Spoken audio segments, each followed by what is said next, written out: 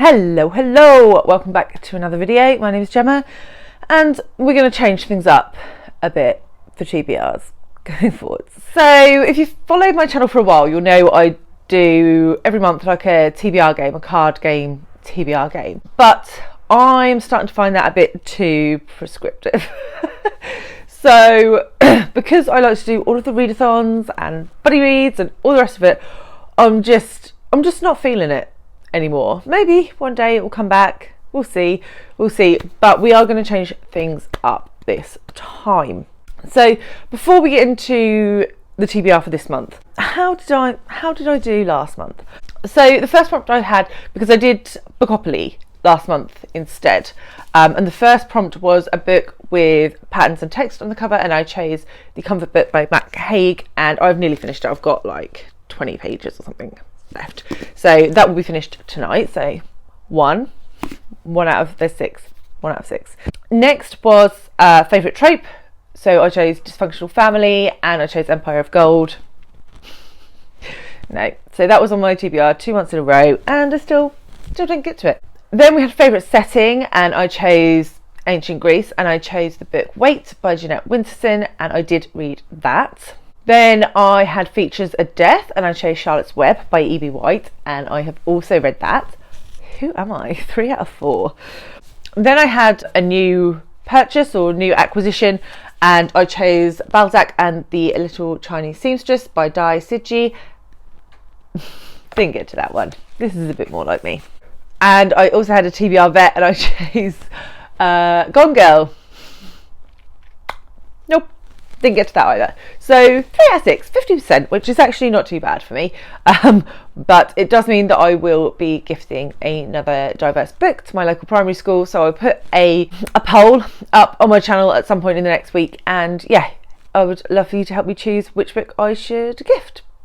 And so what I've decided to do with my TBRs going forwards is I have picked 4 very broad categories which are going to hopefully just shape my reading in a way that I want it to be shaped, without being too prescriptive, if that makes sense. So the first category is to read a book by an author from a different country. I do keep all my stats, and I will do like an end of year stats thing, but over 60% of my reading this year to date has been books written by UK or US authors, and I would like to read more diversely than that. I mean, it's not awful, but it could be better. So my first sort of like prompt category to myself is to pick up a book by an author from a different country, and so for this I'm going to pick Violetta by Isabel Allende. Isabel Allende is a Chilean author, I believe, and this book is translated from Spanish. This is her new release this year. It came out in February time, I think. So I have that on audio, and I will be picking that one up in October. The next category is new release. So I'm sort of doubling up on new releases this month, just because of the FOMO. So I see all these new books coming out, and I buy a few of them, and then I never get to them until it's like 3 years later and they're not new anymore. So I really want to make sure that every month I am reading a new release, and I don't have it to show you, but I did pre-order a while ago Stoneblind by Natalie Haynes. Unfortunately, Waterstones have got some sort of issue with the warehouses, and even though this book came out on the 15th, my beautiful sprayed edged signed copy is not in my hands, but it should be very, very soon. So as soon as that arrives, I just want to read it immediately. So that will be my new release for October. Then I have put goal book. So I've set myself quite a lot of goals at the beginning of the year, end of last year, for this year, and I love setting goals. I love a list. But we are rapidly approaching the end of the year, and there are still some goals that I have not achieved. So I will be picking a book specifically because it is a goal book each month. And I've just realised I didn't tell you what those other 2 books were about. So Violetta, I believe, is, I think it's about like an old woman looking back on her life. I can't really remember, but that sort of premise, sort of looking back at like previous loves and all that sort of stuff, but mainly I just want to try some Isabel A because she's such a prolific author and I haven't got to her yet. And Stone Blind is a retelling of Medusa, so yeah, I don't think really you need to know any more than that, but I think it's going to be epic. So sorry, back to the goal book. So for this I wanted to read 12 books on Kindle Unlimited this year. I have read 9 to date, so I am on track, but I'm going to pick one for October, and I'm going to pick Simple Passion by Annie Ernaux. And this is a Fitzcarraldo book, published by Fitzcarraldo, who are a small press, and I believe it's translated as well. I will have to check and let you know. But this is about a woman who is in a relationship with a married man and her like looking back on that, and it's supposed to be very sort of spare prose and affecting and that sort of thing, and it's super short. I think it's only like 50 pages. So yeah, I'm going to give that one a go. And then my last bucket, my last prompt for myself is to pick up a book in a series, because if you saw my my series that I'm in the middle of video that I did I don't know, the other day, I'm in the middle of a lot of series, so I really want to like prioritise getting into series. But I am also aware that I'm doing Victober. I've got quite a lot of chunky classics that take me a while to get through, on top of obviously the 3 that I've just mentioned.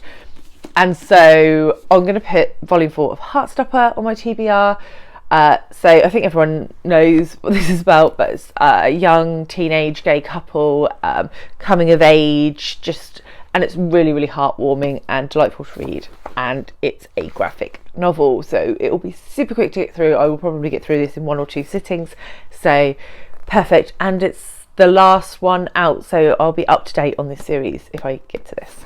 But as you know, that won't be it.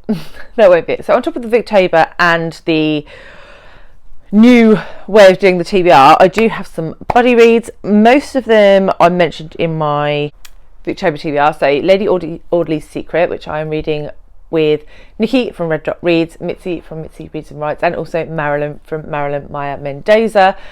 We are reading that together. And then I'm reading Mill on the Floss with Emily from Novell Novels.